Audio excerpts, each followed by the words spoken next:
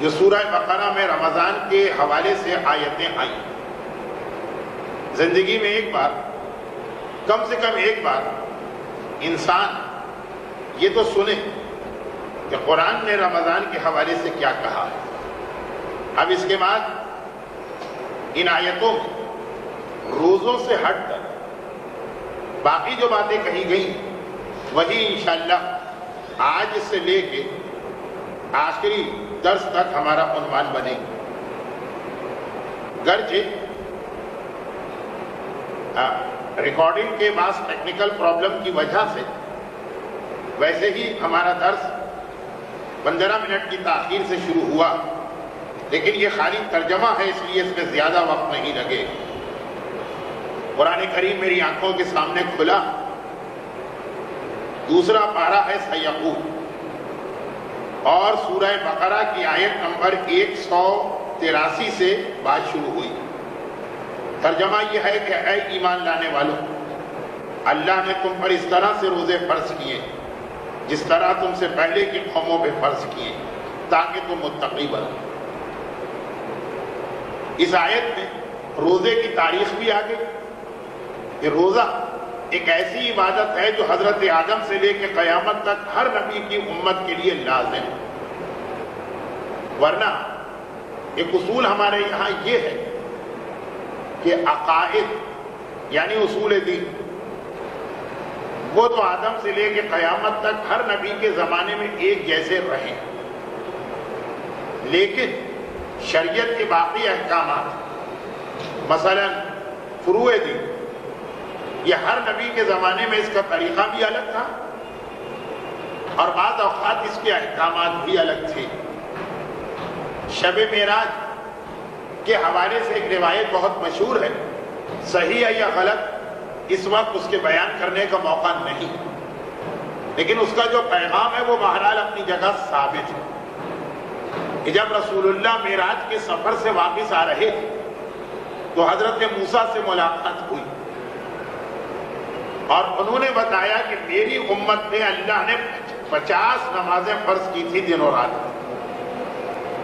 تو وہاں 50 نمازیں تھی، ہمارے یہاں 5 نمازیں رہ گئی۔ اسی طریقے سے حضرت موسیٰ کی شریعت کا ایک مسئلہ یہ تھا کہ اگر کوئی عورت اپنے گھر سے بے حجاب نکلے تو اس کے سر کے بال مونڈ کے اس کو گنجا کرو،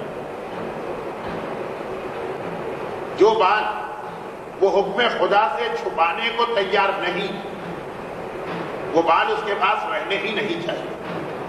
یعنی جس طرح سے اگر کوئی شخص چھری یا خنجر یا پستول کے ذریعے سے لوگوں کا قتل کرتا پھرتا تو سب سے پہلی تو اس کو روکنے کی کوشش یہ ہے کہ اس کے ہاتھ سے ہتھیار چھینے۔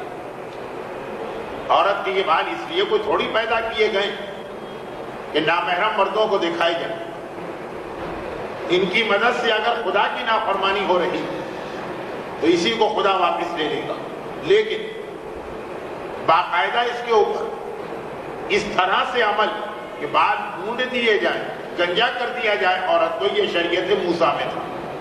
اسی طرح سے حضرت عیسیٰ کی شریعت کے کچھ مسئلے تھے، حضرت نوح کی شریعت کے کچھ مسئلے تھے، سب میں تبدیلی ہوتی رہی۔ اور اگر موقع ملا تو ماہ مبارک کی آخری جو تقریریں ہوں گی اس میں شاید ایک تقریر کا یہی عنوان ہو کہ پیغمبر اسلام کی شریعت اور قرآن انبیاء کی شریعت بڑے بڑے 10-12 کیا فرق ہے، لیکن جس آیت کو آج کی تقریر کا سرنامہ کلام قرار دیا، جس کی ابھی ابھی میں نے دوبارہ تلاوت کی، اس میں یہ کہا گیا ہے کہ روزے جو ہیں یہ تو بہرحال ہر نبی کی امت میں فرض رہے۔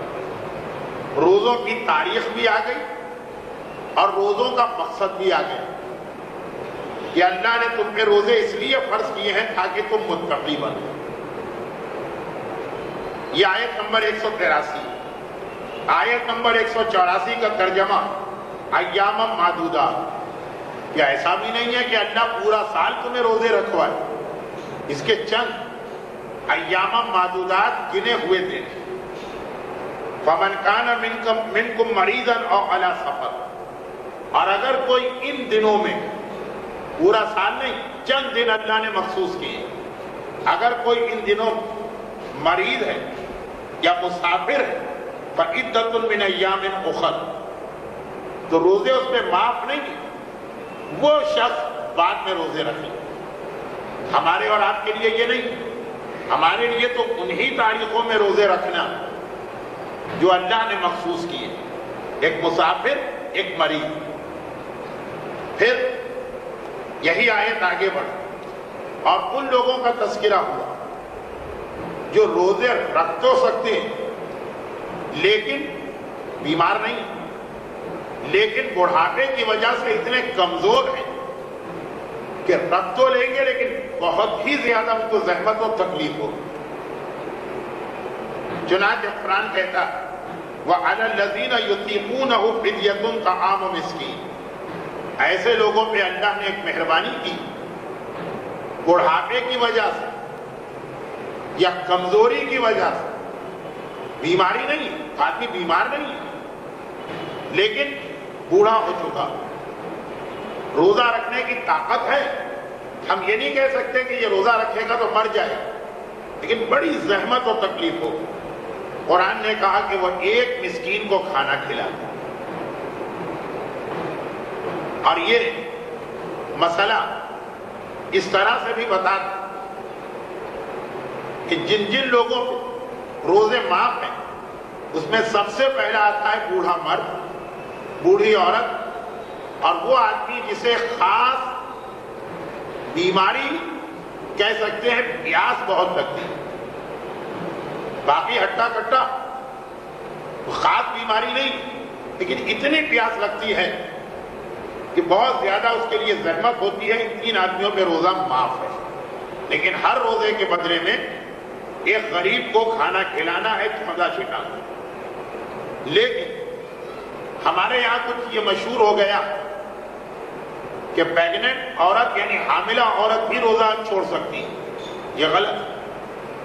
اسی طرح سے بعض جگہوں پہ یہ غلط فہمی ہے کہ جو عورت ابھی اپنے بچے کو دودھ پلا رہی اس پہ بھی روزہ معاف ہے، یہ بھی غلط ہے۔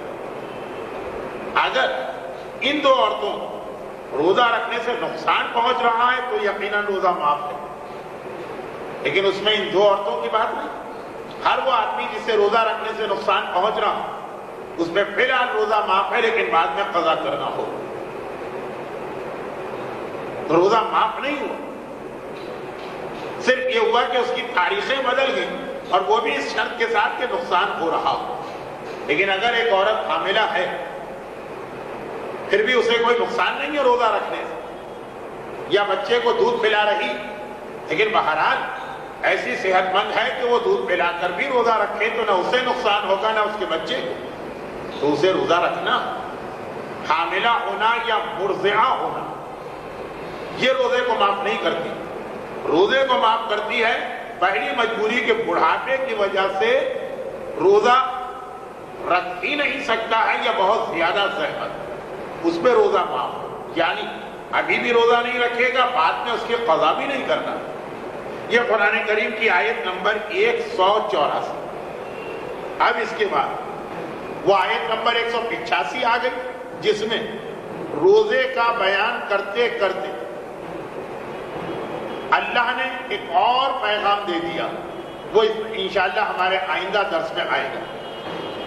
شہر رمضان الذی انزل فیہ القرآن، رمضان کا مہینہ وہ ہے جس میں ہم نے قرآن نازل کیا۔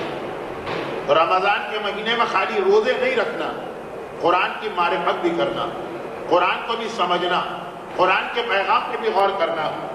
دیکھیے آیتیں روزے کی چل رہی، لیکن روزوں کی آیتوں، روزے کے علاوہ جو پیغام آ رہے ہیں، شہر رمضان الذی انزل فیہ القرآن ھدی للناس وبینات من الھدی والفرقان، یہ مہینہ وہ ہے جس میں ہم نے قرآن نازل کیا ہے جو ساری انسانوں کی ہدایت کر رہا، اور اس میں حق اور باطل، صحیح اور غلط کو الگ کرنے کی کھلی نشانیاں ہیں۔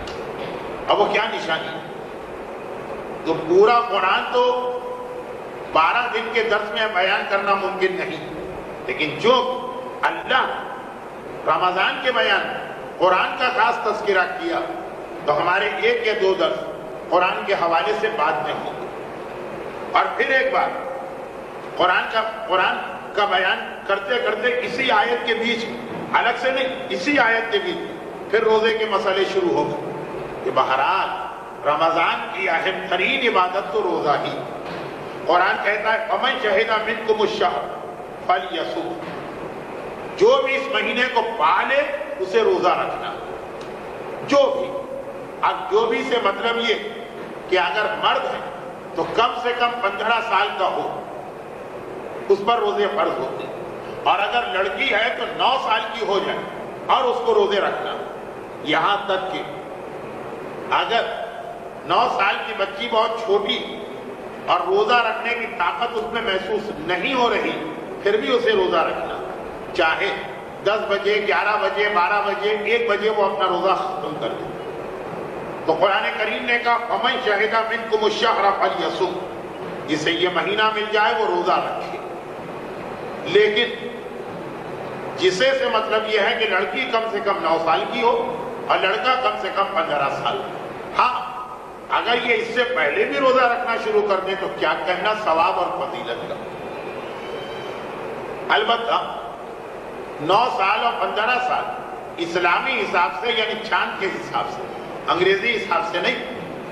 انگریزی حساب سے جب لڑکی 9 سال کی ہوتی تو اسلامی حساب سے وہ 4 مہینے پہلے 9 سال کی ہو چکی، اس پہ 4 مہینے پہلے روزے واجب ہو چکے ہوتے. لیکن قرآن کریم نے جب یہ کہا کہ جسے یہ مہینہ ملے وہ روزے رکھے تو فوراً مسئلے کو دوہرا دی. وہی مسئلہ جو ابھی اس سے پہلے کی آیت میں آیا فوراً دوہرا دی کہ لوگ یہ نہ سمجھیں کہ پہلے والا مسئلہ بدل گیا. کہا کہ نہیں، جسے یہ مہینہ ملے وہ روزہ رکھے سوائے مریض اور مسافر کے.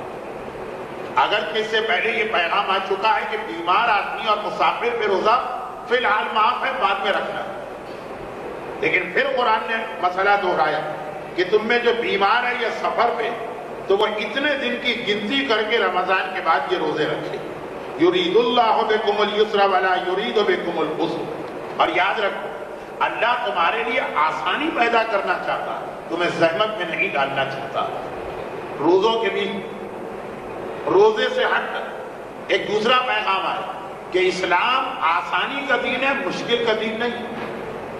یا قرآن کی بات ہو، ایک یہ پیغام آیا کہ یاد رکھو تمہیں چاہے اسلام کتنا ہی مشکل لگ رہا ہو لیکن یرید اللہ بکم الیسر ولا یرید بکم العسر. اللہ تمہارے لیے زحمت اور پریشانی نہیں لا رہا، اللہ تمہیں ایک آسان سا دین بنا کے دے رہا.